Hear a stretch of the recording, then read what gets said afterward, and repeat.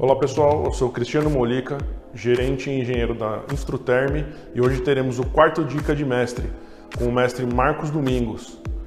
Não se esqueça pessoal, se inscreve no nosso canal, se gostar do vídeo dê aquele curtir e ative o sininho.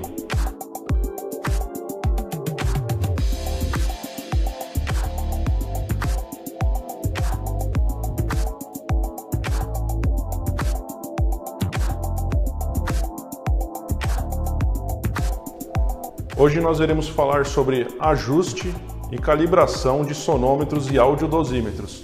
Fiquem ligados!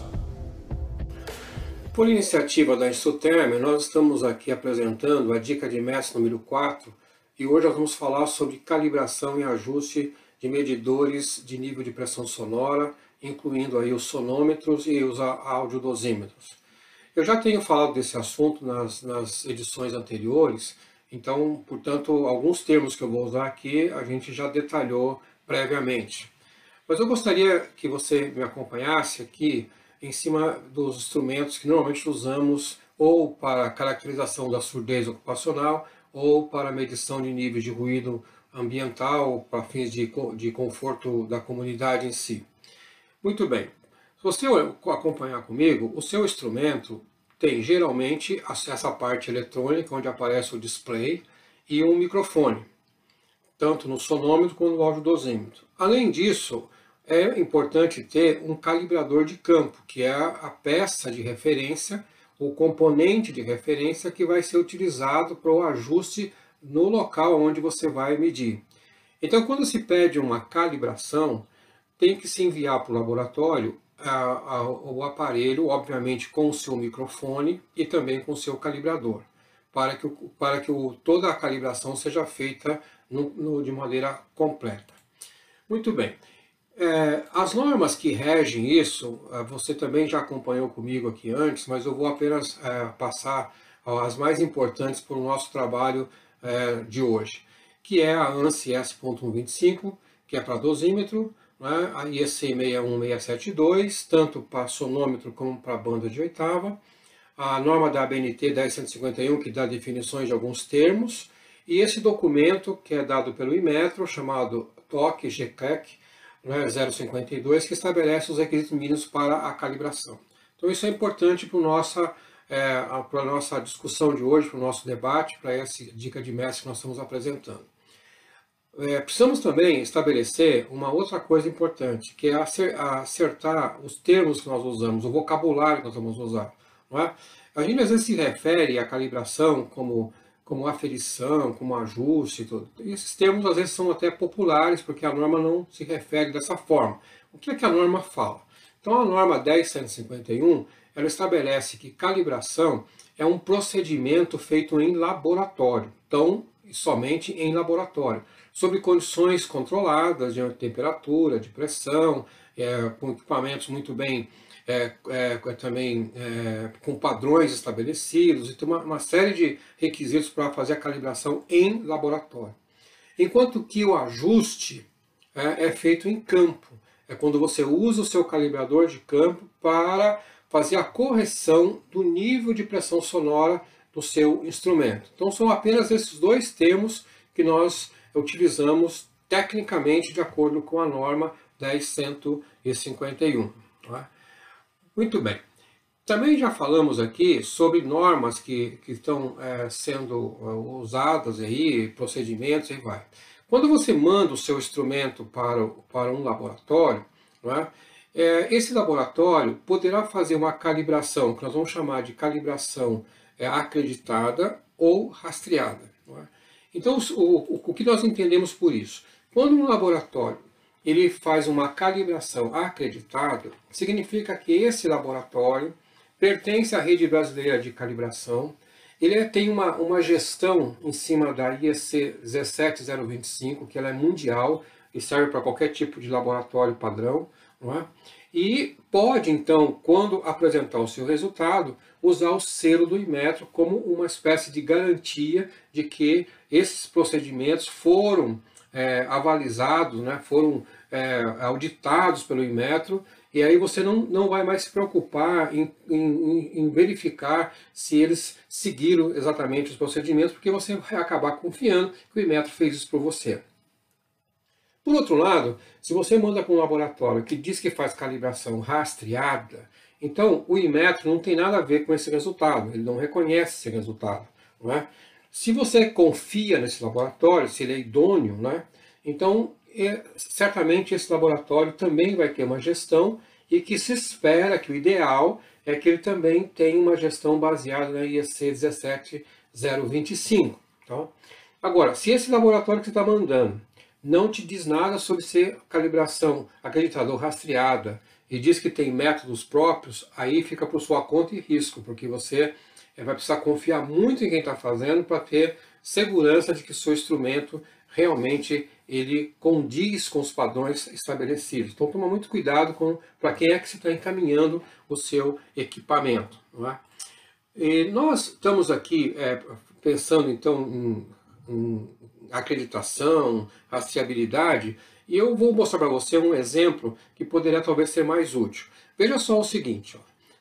Imagina que você tem uma balança, essa balança aí de um supermercado ou de qualquer outro lugar, e você tem que ir lá fazer a sua compra e confiar que você pediu 1 quilo de uma mercadoria e é aquilo mesmo, não é? Muito bem, como é que essa balança você pode confiar nela? Ora, se essa balança foi calibrada, né, então ela, dentro dessa gestão IEC 17025, ela vem numa sequência de comparação com vários parâmetros, com vários padrões aí. Começando lá pelo laboratório central, ou que reúne todos os demais, que é na França, esse Bureau Internacional de Pesos e Medidas, né, que estabelece assim, as condições de metrologia, os procedimentos, calcula tudo e faz essa reunião das associações nacionais. Ele pode, inclusive, fazer alguns testes de padrões, mas ele realmente estabelece os procedimentos e a matemática adequada para cada laboratório nacional ter o seu padrão que vai ser usado, então, localmente. Aí um laboratório prestador de serviço, tá, que é acreditado ou ele é rastreado, ele vai fazer com que o seu padrão de laboratório seja comparado com o seu padrão nacional, no caso o Inmetro. E por fim, a sua balança, que é o seu equipamento de uso em campo, que vai também ser aferido com relação a esse padrão. Então, nesse simples exemplo, você percebe que a balança está na 4ª linha. Né? Então, primeiro o padrão internacional, né? Depois o padrão nacional, o padrão local do seu laboratório e, por fim, o seu equipamento de campo. É assim que funciona a rastreabilidade. Óbvio que se você tem um laboratório que é acreditado pelo Inmetro, todos esses padrões, ao serem conferidos e checados, eles seguem metodologias, seguem procedimentos, controle, tudo que o Inmetro, então, faz essa auditoria para que você possa ficar mais tranquilo. Quando um laboratório não é acreditado, ele pode seguir até mesmo esse procedimento todo, só que ele não tem o selo do Inmetro, mas o seu resultado ele pode dizer que é rastreável. Então aí, no caso, vai depender de você, né?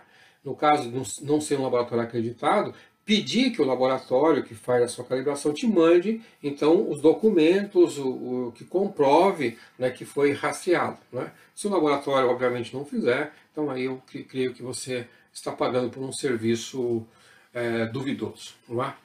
Ok. Vamos então pensar um pouquinho mais agora sobre a questão prática nossa de calibração em laboratório. Né? Aqui no Brasil, então, esse documento gerado lá pelo Inmetro, nessa gerência de acreditação, que é chamado DOC GCLEC 052, ele estabelece requisitos mínimos para que um instrumento de ruído, medidor de ruído, possa ser calibrado. Eu listei aqui 10 itens quando o seu instrumento for calibrado de acordo com a IEC 61672.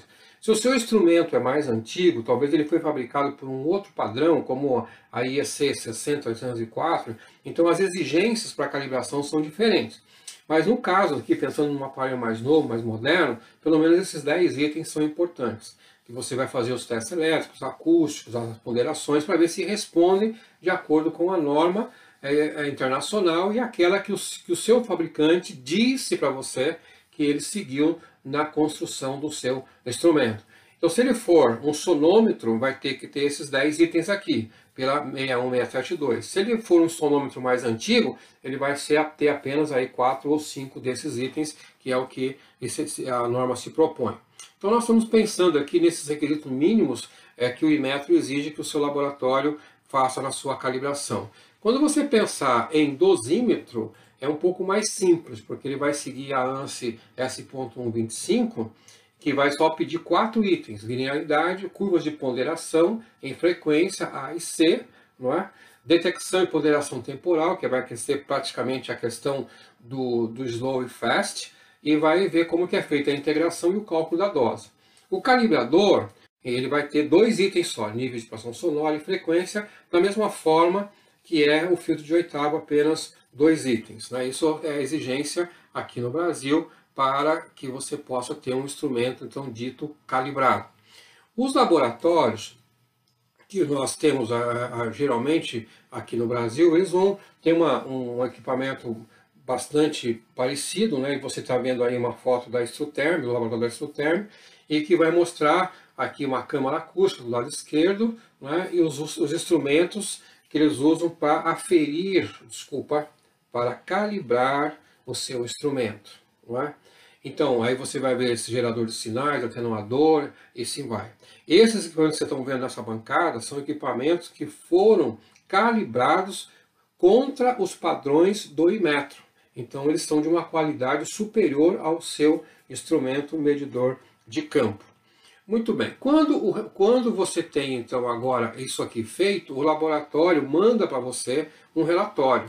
Então, o que é importante observar nesse relatório? Se esses itens todos que o GCLEC pede, eles estão contemplados lá, não é? E aí, quando você lê esses números, você vai ver, então, se o seu instrumento, qual é o desvio dele, ou o erro dele, não é, que vai acontecer, qual é a incerteza dessa medição, qual é a tolerância observada, normalmente está estipulada na própria norma que o fabricante construiu, né? Então, quando o instrumento é muito bom, então você percebe aí que o desvio aí, no caso de ser 0,0, mostra excelente qualidade, não é? Mas o seu erro final tanto já pode estar estabelecido dentro da norma, como não. Que muitas vezes, se for uma outra aplicação, no nosso caso, você talvez tenha que calcular qual o seu erro tolerável para você poder aceitar ou não. No nosso caso já está um pouco mais fácil, porque a própria norma diz que a tolerância, no final das contas, não pode ser maior do que o valor que você está vendo aí, nesse caso, nesse exemplo, de 1,21. Então aí apenas algumas tabelas, alguns gráficos dos resultados que você vai receber e como é que você vai interpretar. Então, óbvio, se o seu instrumento começa a mostrar um desvio, né, ou seja, vamos entender aqui, entre aspas, como um erro, né, que meio acentuado e que pode se aproximar da tolerância, junto com incerteza e outros cálculos que você pode fazer, então significa que o seu instrumento não é de boa qualidade ou que ele está com defeito, precisa ser feita uma boa manutenção nele, né? Então, dessa forma, você entende o seu resultado e faz tudo isso. Uma questão importante aqui, que eu creio que para a questão prática nossa, eu listei aqui algumas coisas que são relevantes. Primeiro, a validade da calibração. Tecnicamente não faz sentido estabelecer nenhum prazo de validade, porque aquilo que o seu instrumento, enquanto calibrado, ele vale dentro do laboratório. A partir que saiu do laboratório, é por sua conta e risco. Então, se você se o aparelho vai ficar descalibrado depois de 3, 4, 5 meses, depende muito das questões de uso dele, não é? No caso, a NBR acabou fixando um tempo aí, né, talvez até mais por precaução do que tecnicamente, de que o sonômetro tem que ser calibrado no máximo a cada 2 anos. Tá? Nada se diz com relação ao audiodosímetro. O nível do calibrador também é uma outra coisa importante, porque a gente costuma saber que o nosso calibrador pode ter 94, 114. Isso é um valor nominal. Mas o que é importante é que você pegue o certificado de calibração e veja qual foi o valor estabelecido na calibração, e aí esse é o que você vai ajustar o seu medidor, ou quer seja o audiodosímetro ou o seu sonômetro. As condições ambientais também podem prejudicar completamente a sua calibração, porque uma vez que a calibração é feita num laboratório, num local limpo e controlado de temperatura e pressão, pode ser que na fábrica, em condições hostis, essas condições não se mantenham, e aí a sua calibração pode ficar prejudicada. Se você é uma pessoa que usa com cuidado o seu instrumento, provavelmente você vai ter uma calibração mais confiável por mais tempo. Agora, se você é uma pessoa que não é descuidado ou alguém usa o seu instrumento de maneira relaxada, então ele vai danificar essa calibração em pouco tempo, né? Na maneira de transportar, não se dá conta que é um instrumento delicado, que tem que transportar dentro de um estojo adequado, aí vai. Microfone é uma parte muito sensível do seu instrumento. Então o meu microfone não pode sofrer batidas, sopros e outras coisas assim, porque ele é uma parte muito delicada e se o microfone não funcionar bem, todo o resto está comprometido. Por fim, eu queria dizer para você o seguinte, o erro maior que pode ter não é se o seu instrumento atende a calibração ou não. O seu erro maior é o tempo de medição que você faz e quantas leituras você faz para tirar a sua conclusão. Então não adianta ter um instrumento que atende completamente a calibração se você não for cuidadoso na sua estratégia de medição e fazendo várias leituras e em um tempo que represente bem a exposição da pessoa, do trabalhador, e aí vai. Então esse pode ser o seu erro maior. Então, muito bem. Então, com isso, eu espero que você tenha mais informação sobre isso, possa fazer um melhor trabalho. Nós estamos aí com esses dados no YouTube, então você pode nos acompanhar tanto no canal da Instruterm, né, como no meu canal também, os endereços que estão nesse link, e você poderá ter mais informação, rever esse vídeo na hora que você quiser. Eu espero dessa forma que você passe a fazer um melhor trabalho e eu desejo todo sucesso na sua carreira profissional. Um abraço. E aí, pessoal, gostaram do vídeo? Muito legal, né? O mestre Marcos Domingos aí colocou pra gente que existem diferenças, né, entre o ajuste acústico, a calibração em laboratório, os valores que devem ser inseridos nos seus instrumentos para realizar o ajuste dele, conforme o certificado de calibração, as normas, né? Muito interessante.